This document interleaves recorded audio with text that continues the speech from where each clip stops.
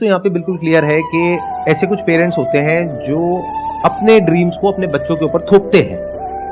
मतलब कि वो बच्चे नहीं करना चाहते हैं लेकिन जबरदस्ती उनसे करवाते हैं। जी सर। ये तो गलत है ही, इसमें तो कोई डिबेट वाली बात ही नहीं है। ये तो कोई भी इंसान बोल देगा कि हाँ ये तो गलत है। बट इसका एक दूसरा एक्सट्रीम भी है जो आजकल बहुत ज्यादा हो रहा है, इनफैक्ट इससे ज्यादा हो रहा है, कि वो पेरेंट्स जो थोड़ा सा वेल ऑफ है, यानी जिनके पास में ठीक ठाक पैसा है, वो क्या बोलते हैं अपने बच्चों को, तुम्हारा जो मन है वो करो।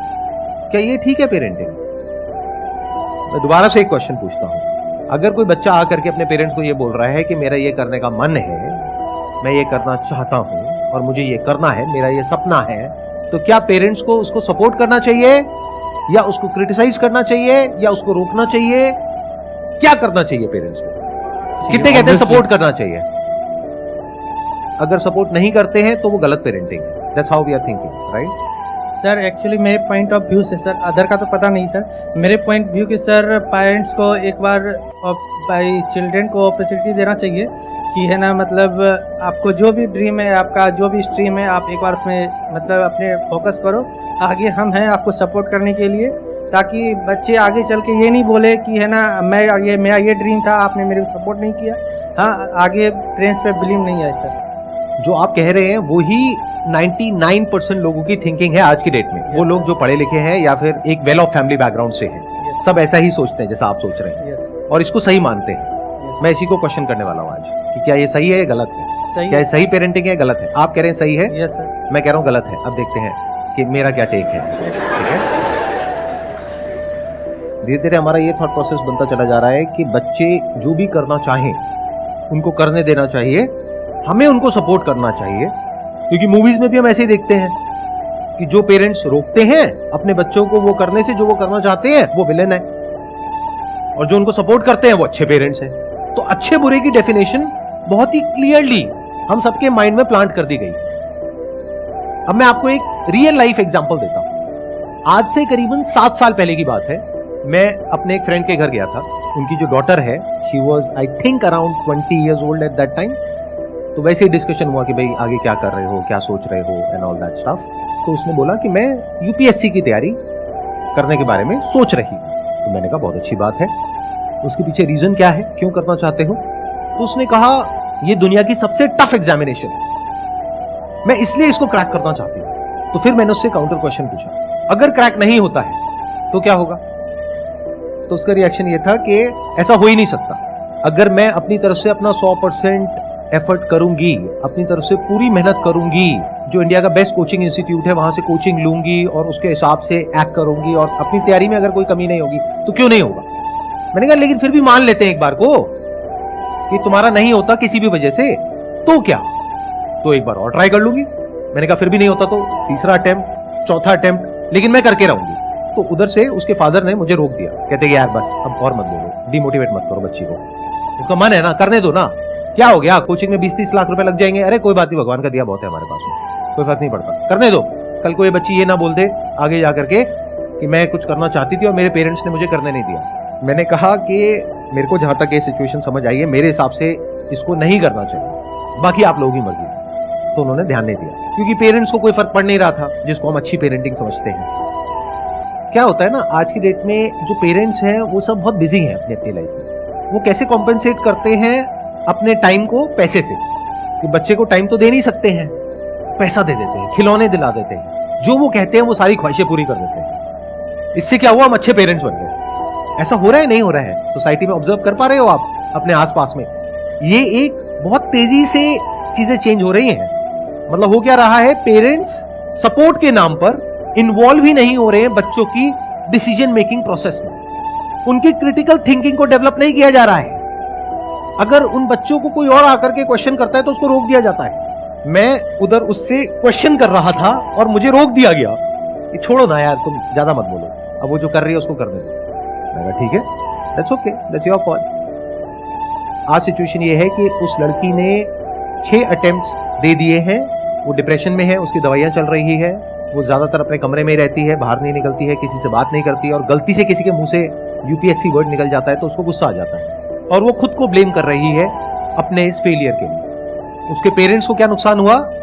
पैसे का, 20-30 लाख रुपए का, जो उनको फर्क नहीं पड़ता है क्योंकि बहुत पैसा है उनके पास। तो क्या ये सही पेरेंटिंग है? इज इट राइट पेरेंटिंग जैसा हम समझते हैं? You are saying no now, लेकिन द थिंग इज आपको यह भी समझना पड़ेगा क्यों। देखो, दो एक्सट्रीम्स हैं। एक एक्सट्रीम है जिसको तो हम बड़े क्लियरली समझ जाते हैं, क्योंकि लाइफ को ब्लैक और व्हाइट की तरह देखते हैं, राइट और रॉन्ग की तरह देखते हैं, और बड़े आसानी से अपने माइंड में दो कंपार्टमेंट बना देते हैं कि ये सही है, ये गलत है। गलत क्या है कि अपने बच्चों को डोमिनेट करना, उनको फोर्स करना, उनके ऊपर प्रेशर क्रिएट करना, उनसे अपने हिसाब से अपने ड्रीम्स पूरे करवाना, ये सब गलत है। यहां तक तो हमको समझ आता है। तो हमने क्या सोचा, इसका ऑपोजिट सही होगा, जबकि एक्सट्रीम में आप कुछ भी करोगे वो गलत है। जैसे फॉर एग्जाम्पल कि आपने कहीं पे पढ़ लिया कि पानी कम पीना गलत होता है, तो इसका मतलब क्या निकाला हमने, पानी बहुत पीना चाहिए। तो क्या ये सही है?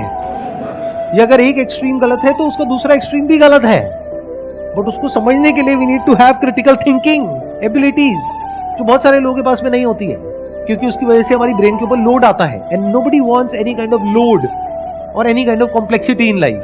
तो हम चीजों को ओवर सिंप्लीफाई करके देखते हैं और उसी तरह से एक्ट करते हैं। तो अगर ये गलत है जिसकी हम बात कर रहे हैं, यानी अपने बच्चों को डोमिनेट करना, तो अपने बच्चों को पूरी तरह से फ्रीडम दे देना भी गलत है। क्योंकि जो बच्चे हैं उनके सपने पैदा कैसे होते हैं, ये वर्ड्स हम यूज करते हैं। मेरा पैशन है, मेरा इंटरेस्ट है, मेरा ड्रीम है। ये ड्रीम, पैशन, ये आता कहां से है? अरे मार्केटिंग की पूरी की पूरी दुनिया है जहां से आपको नॉन स्टॉप कुछ ना कुछ बेचा जा रहा है।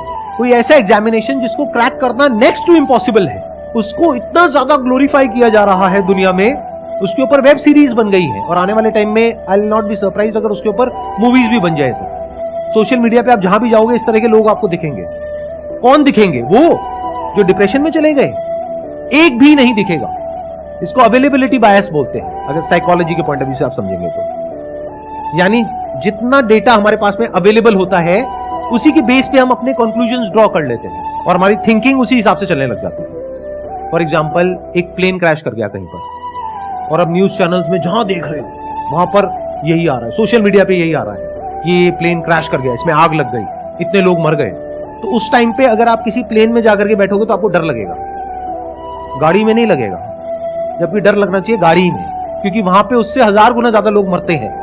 तो आपके एक्शन चेंज हो गए बेस्ड अपॉन जो डेटा आपको सर्व किया गया उसके अकॉर्डिंग। बट ये कौन समझ सकता है? वो जो मार्केटिंग को समझता है, बाकी लोग नहीं समझ सकते। तो ये चीज मैंने आज से 7 साल पहले ही देख ली थी, जब मैंने उससे क्वेश्चनिंग करनी शुरू करी थी कि एग्जैक्टली ये ड्रीम आ कहां से रहा है उसके माइंड में। एक ऐसा एग्जामिनेशन जिसको क्रैक करना नेक्स्ट टू इम्पॉसिबल है, उसके माइंड में ये थॉट ही कहां से आ रहा है कि मेरा हो जाएगा, और उसका जो अपोजिट थॉट है यानी कि नहीं होगा, जिसकी पॉसिबिलिटी होने से बहुत ज्यादा है, उस थॉट को ही वो एंटरटेन नहीं कर रही है, ना उसके पेरेंट्स एंटरटेन कर रहे हैं। तो ये तो बहुत डेंजरस हो गया।